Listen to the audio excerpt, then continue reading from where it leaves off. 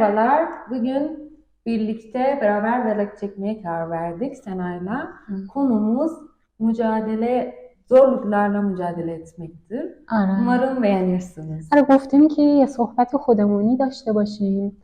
راستش این فکر به ذهنمون همینجوری رسیده که ما هم یه جایی بودیم که خیلی سخته که برامون پیش اومده و از پسش خیلی خوب بر اومدیم.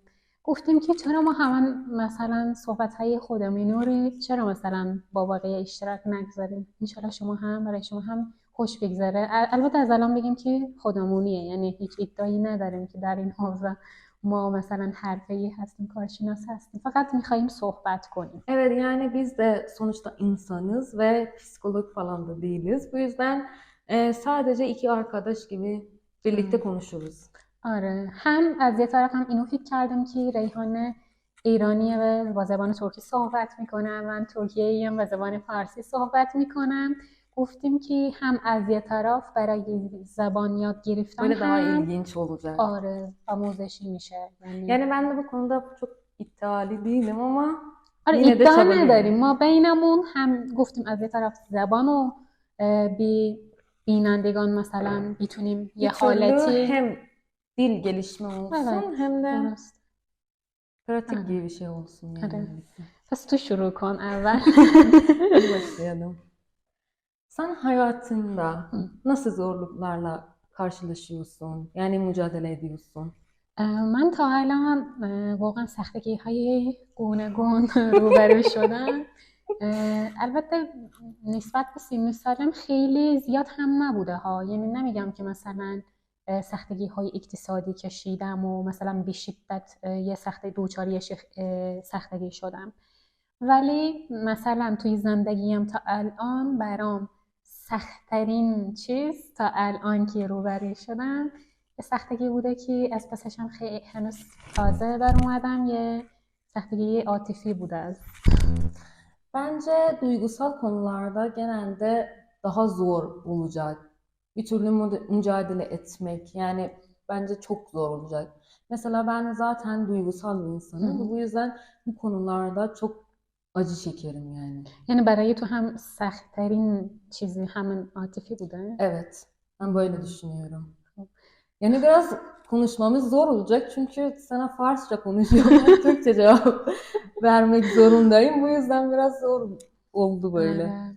ما میخواییم این یه آموزشی هم باشه، چون میخواییم یه گروهی هم بسازیم که بینمون اون کسانی که ترکی یاد میگیرن ترکی صحبت کنن، اون کسانی که فارسی یاد میگیرن فارسی صحبت کنن که Evet yani bir türlü آره dil geliştirmesi destek آره آره ver. اینجوری مغزمون هم خیلی واقعا Evet. راه میفته، چون Aynı zamanda hem Farsça düşünüyoruz hem Türkçe آره konuşuyoruz. درسته. Böyle daha ilginç olacak. پس ریحانه من ازت بپرسم که اون سختگی عاطفی که برات خیلی واقعا سخت بوده چجوری از پسش اومدی؟ Aslında ben pek kolay ım, üstünden gelmedim. Yani çok çabaladım. Ee, Psikoloğa gittim.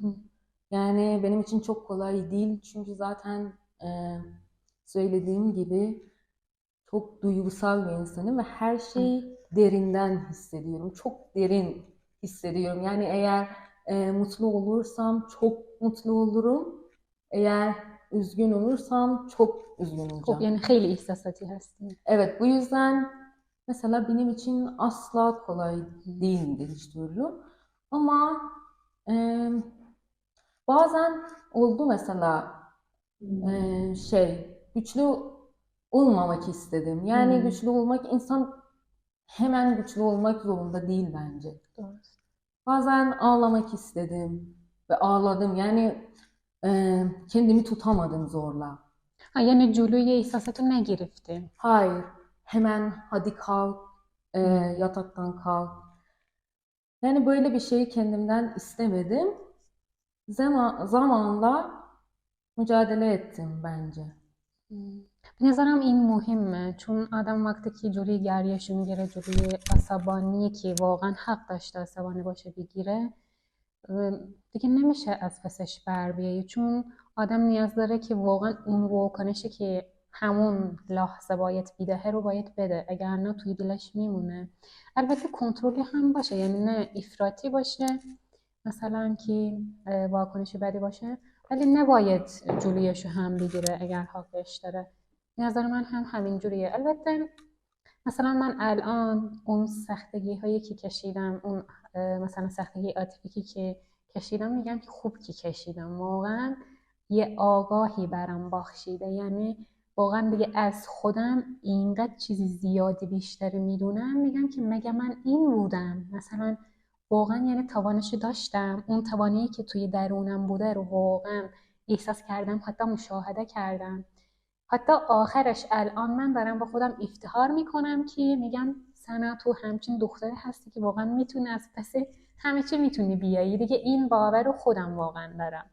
همین گفتم که پس وقتی که یه سختگی توی زندگیمون میاد، یه اتفاق میفته، واقعا الکی نیست. یعنی به نظر من خدا میدونه که ما میتونیم از پسش بیاییم. همین دلیل. تو چه فکر میکنی؟ Ben de aynı şekilde düşünüyorum ama buna inanmak ilk zamanlarda zor olacak genelde. Mesela Allah bizden daha iyi bilir ya da mesela kısmet böyle bir şeydir.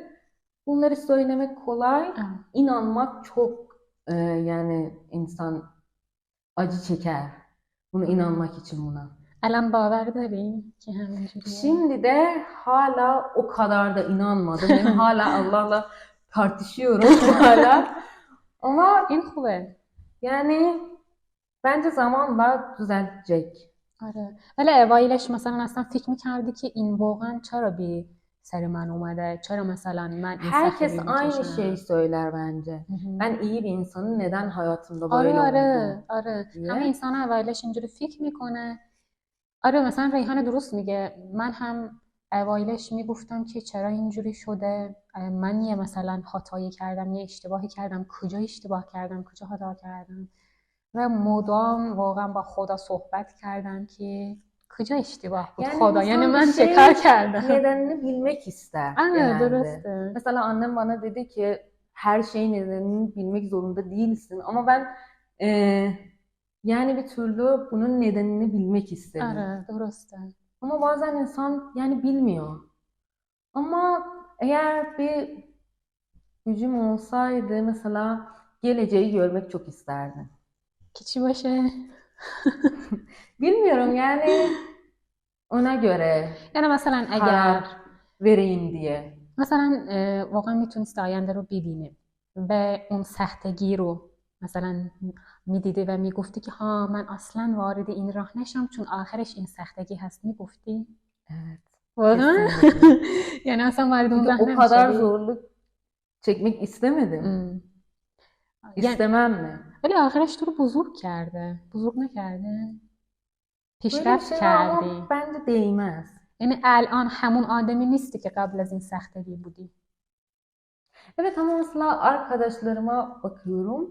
Çok kolay bir hayatları var. Mesela duygusal alanlarında. Benim için duygusal alanlarında çok önemli. Evet. Çünkü gerçekten bütün hayatını etkileniyor bence. Evet yani آره خیلی تاثیر گذاره روی زندگی آدم. Ama onlara bakarken mesela ne kadar mutlu, ne kadar kolay bir hayatları var. Ama ben her şeyi bilmiyorum yani onlar hakkında ama duygusal anlarında en azından kolay شاید bir اینجوری şekilde تظاهر geçiyorlar hayatını. میکنن، نمیشه مقایسه کرد. به نظر من مقایسه فقط مالی اشیاء هست، یعنی مال آدم ها نیست مقایسه، حتی مال زندگی ها هم نیست، چون ما اصلا نمیدونیم شاید اون توی زندگیش یه چیزی دیگه داره. مثلا اونجوری شاید خودشو خوشحال تظاهر میده، نمیدونیم که اینجوری ها خیلی هستن. ولی من مثلا الان وقتی که از خودم میپرسم که من مثلا آینده رو میتونستم ببینم و میگفتم که آخرش این سختگی داره ها، باز هم من وارد این راه میشدم. چون به نظر من خیلی چیزی ها یاد گرفتم، برام واقعا یه سختگی آموزنده بوده، واقعا منو خیلی پخته تر کرده. ببین این خیلی مهمه ریحانه. مثلا من گفتم که اصلا توقع نداشتم من میتونم از پسش بیام، یعنی فکر میکردم که من توی این سختگی دیگه موندم، دیگه راهی نیست، هیچ نجاتی نیست، اصلا یه نوری آخرش نمیبینم. حتی اگر یادت میگفتم که از همه چیز دیگه ول میکردم منصرف میشدم، میگفتم که نه من دیگه زندگیمی اونجوری میخوام زندگی کنم ادامه بدم. تا اینقدر عمیق شده بود برام این موضوع و غرق داشتم میشدم.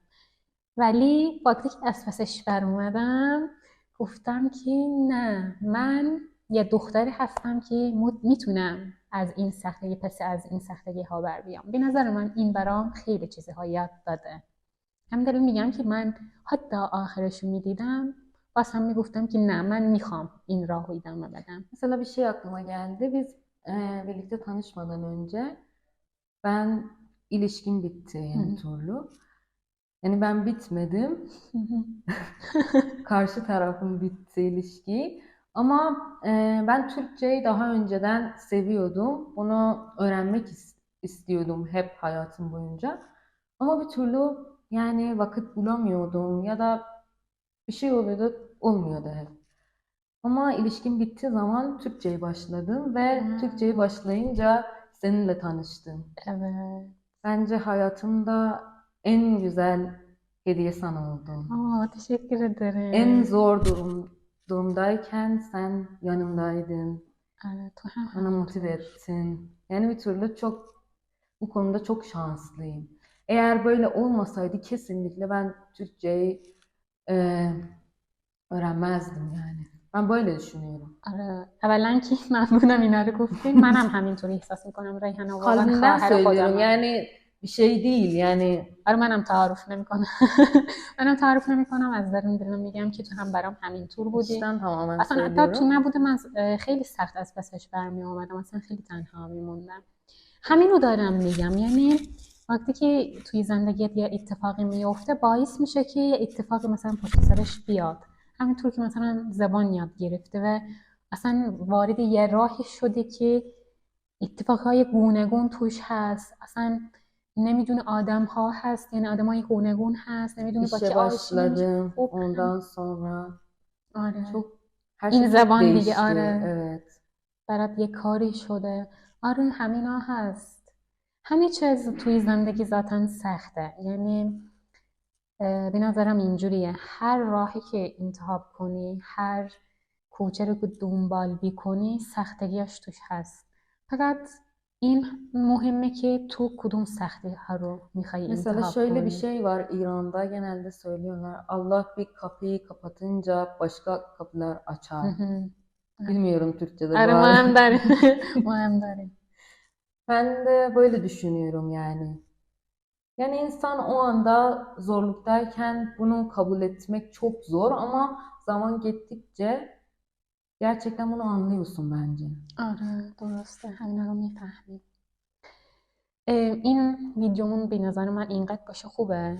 Evet, ben de aynı ما فقط düşünüyorum. اینو میخوایم بگیم که ما میخوایم خودمونی صحبت کنیم و برای Evet, هم aynen.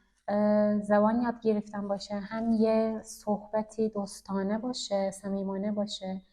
اگر شما هم میخواین به زبان یاد میگیرین، مثلا فارسی یا ترکی یاد میگیرین، شما هم میتونین با ما اینجوری مثلا چی میگیم توی Yorumlarınızı فارسی؟ paylaşın. نظراتتون رو به اشتراک بذارید.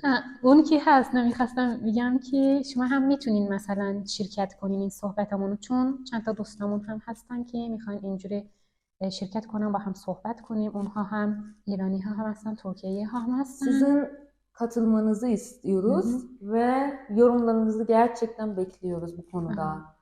Yani bunu gerçekten hem ben hem sana devam etmek istiyoruz birlikte. ما اینجا هستیم، ادامه میدهیم. Evet. اصلا نگرانی چیزی زیادی هم نیستیم. اگر شما هم لطف کنین مثلا شرکت کنین، کامنت بذارین، لایک کنین که ممنون میشیم. ولی این هم هست اگر تهران هستین میتونیم مثلا با هم صحبت خودمونی داشته باشیم که البته میخوایم که کسانی باشه که اگر ترکیه هست فارسی یاد میگیره، اگر ایرانی هست ترکیه یاد میگیره، چون میخوایم یه چالش زبانی باشه، زبان yad گرفتن باشه. Evet, Türkçe olsun, Farsça olsun farkı yok aslında. Birlikte hem dil öğrenmek gibi bir şey olsun hem de konuşmak. یعنی Ve تجربه yorumlarınızı paylaşmak, yaşadıklarınızı. هم توی کامنت ها میتونین بذارین، چون از تجربه هامون ما دیگه اینجا هستیم. Aynen. هم تجربه های خیلی بسیار مهمی داره، خیلی ارزشمنده داره. ما هم کنجکاویم که تجربهاتونو بشنویم. Aynen. Çok mutlu olduk. Bu vlog bu kadar oldu. Umarım beğenirsiniz ve hoşça kal. خداحافظ.